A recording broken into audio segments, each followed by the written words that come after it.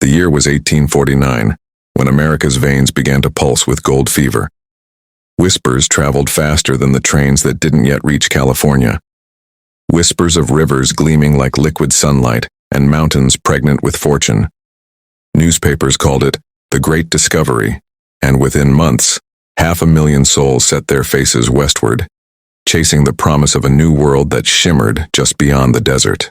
Among them was Elias Crowe, a farmer's son from Missouri. He had hands built for soil and patience, but his dreams had outgrown the slow rhythm of harvests. When he first heard of gold in the Sierra Nevada, it wasn't greed that stirred him. It was hunger for meaning. His father said, "Son, men lose themselves chasing what glitters." But Elias had already packed his boots before dawn. The journey west was a crucible. Wagon wheels cracked under the weight of too much hope. Men coughed blood into their palms and called it destiny.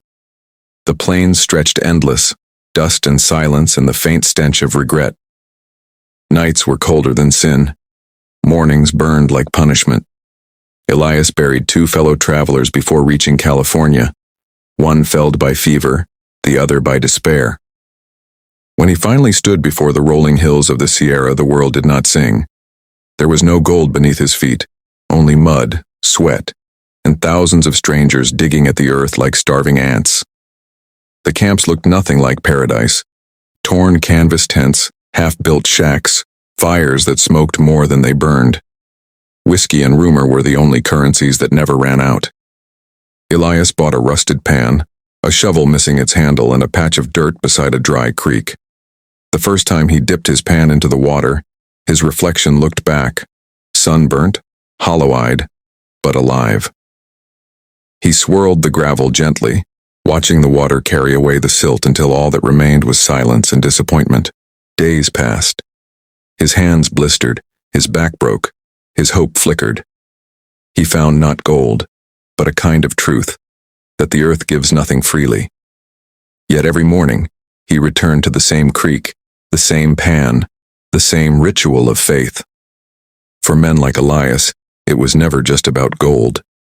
It was about belonging to the dream of a nation that believed fortune could be dug from dust. And as the sun bled into the horizon, Elias would whisper to himself, "Tomorrow maybe the mountain will remember my name." By the spring of 1850, the mining camps along the Sierra Nevada had grown into restless towns, half promise, half illusion. They called them boom towns, but they looked more like open wounds on the land. Plank saloons leaned crooked beside gambling tents. The smell of gunpowder mixed with unwashed sweat and dreams turned sour. Every man claimed he was one strike away from glory, but the mountains seemed to laugh in silence. Elias Crowe had learned the rhythm of the pickaxe, a slow, aching song of hope and futility. Each dawn he joined the procession of men trudging toward the riverbeds, their shadows long, their eyes hollow. The sun rose indifferent over them all. He had struck nothing but dirt for 6 months, and yet he kept digging. The sound of metal against stone had become the heartbeat of his existence. In those days, friendship was as rare as gold itself. Still, Elias found one in Samuel Pike, a preacher's runaway son who traded sermons for dynamite. Samuel had a tongue sharp enough to cut through the dust. "You know what this place is?" he'd say. "It's heaven's waiting room, and none of us got tickets." Together they shared their failures and half loaves of bread, laughing just enough to stay alive. But beneath the laughter, despair brewed. Men went mad in the search for fortune.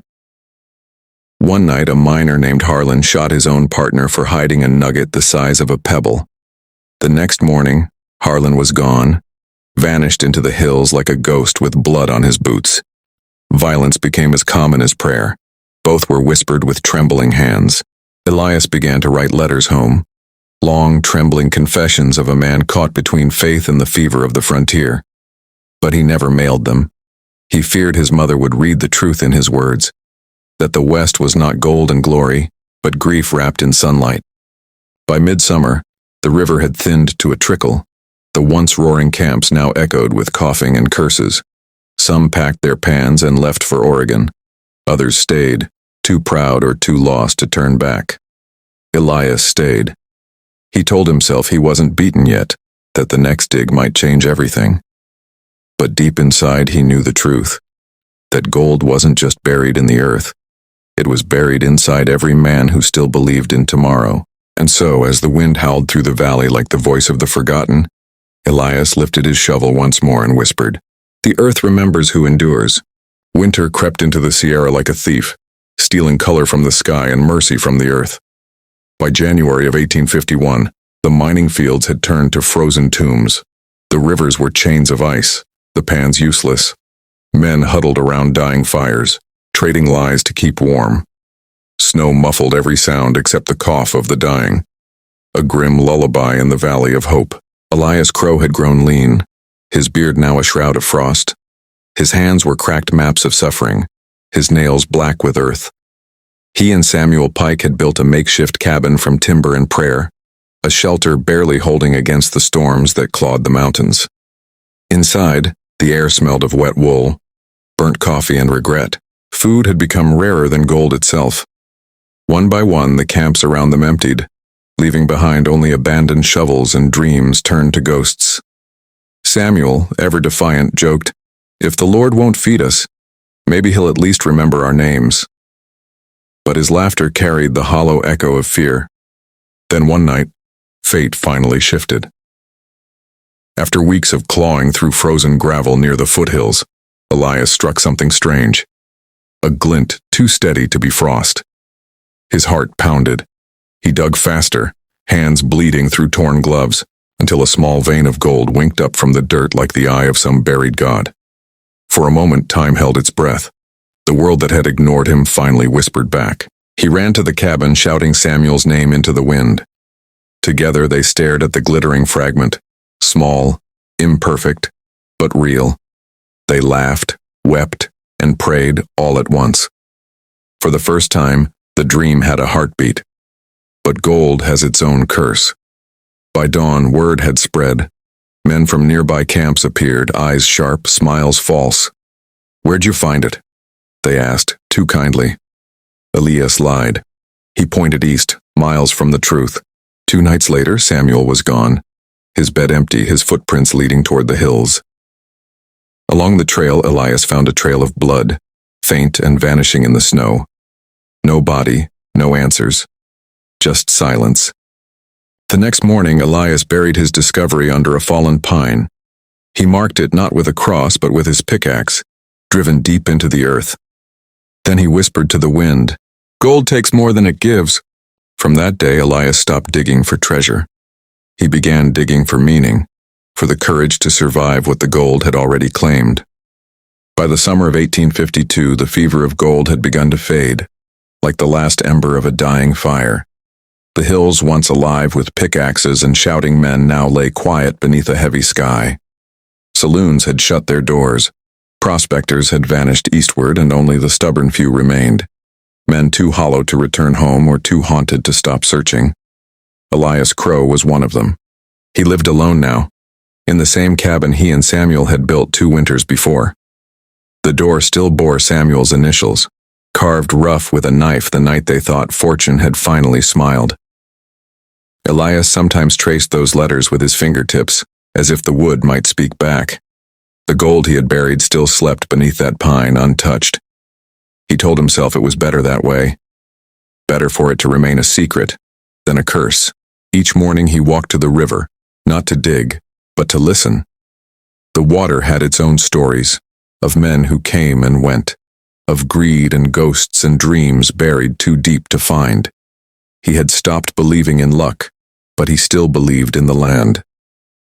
"The earth doesn't lie," he often murmured, "only men do." The nearest town, Hangman's Hollow, was 10 miles away, a place built on whiskey and whispers. Elias would visit once a month for supplies and solitude among strangers. There, he met Clara Doone, a widow who ran the tavern with tired grace. She had eyes like the desert sky, endless, distant and kind in a way that hurt. She served him coffee instead of liquor and called him Mr. Crowe, though she knew his name like an old hymn. Sometimes she'd ask, "Did you ever find what you came for?" Elias would smile, soft and sad. "I found what it costs." They spoke often, of loss, of the East, of how dreams could rot when held too long. Clara had lost her husband to the mines too. In her voice, Elias heard his own story reflected. Two souls weathered by the same storm, standing in its calm. One evening, as thunder rolled over the ridges, Elias confessed about Samuel, about the gold, about the silence that followed. Clara listened without flinching. When he finished, she placed her hand over his and whispered, "Then maybe the mountain remembers him better than we do." Outside, lightning split the sky, striking somewhere deep in the forest, near the old pine where Elias's secret slept. He didn't move. He only watched the horizon glow, knowing that some things are buried not to be found, but to be forgiven. By 1855, the gold rush was no longer a fever. It was a memory. The newspapers had moved on to other frontiers, other dreams. The hills that once thundered with shovels now whispered only with the wind. Elias Crowe had grown into a relic of his own story, a man carved by time and silence. His beard had turned silver, his back bent, but his eyes, those weary blue eyes, still carried the stubborn light of the Missouri boy who once believed the earth owed him something. The cabin had aged with him. Its wood had darkened, its roof sagged like an old man's shoulders. Yet every morning, Elias still stepped outside to greet the same mountain that had stolen his youth and his friend, the same one that had taught him what fortune truly meant. Sometimes he thought he heard Samuel's laughter in the wind, faint and teasing, as if the hills themselves remembered every story buried in their bones. Clara still ran the tavern in Hangman's Hollow.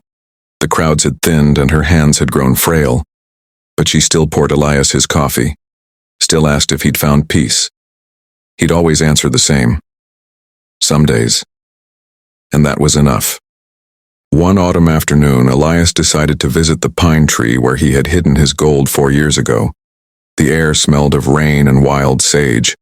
When he reached it, he found the ground split open by lightning, a deep scar running through the roots. The pickaxe he had driven there long ago was gone, swallowed by the earth. The gold, too, was nowhere to be seen. He didn't curse. He didn't weep. He simply knelt beside the broken soil and smiled. "Maybe," he whispered. The mountain finally took back what was hers. That evening, he returned to his cabin and lit one last fire. The flames danced softly on the walls, painting ghosts in their glow. He sat back in his chair, closed his eyes, and let the crackle of the wood carry him somewhere between memory and mercy. When the morning came, Clara found him there, still, peaceful, his hands folded like prayer. On the table beside him lay a single gold flake, glinting in the light. No one knew where it came from. Some said the wind brought it, others said the mountain had finally paid her debt. But in truth, Elias Crowe never needed the gold. He had found what every miner came seeking, not fortune but peace. The gold rush ended long ago, but in every forgotten valley you can still hear the echo of men like Elias Crowe, dreamers who dug for gold and found their souls instead. Tell me, if you were there in the wild silence of the West, would you chase the gold or the meaning it left behind?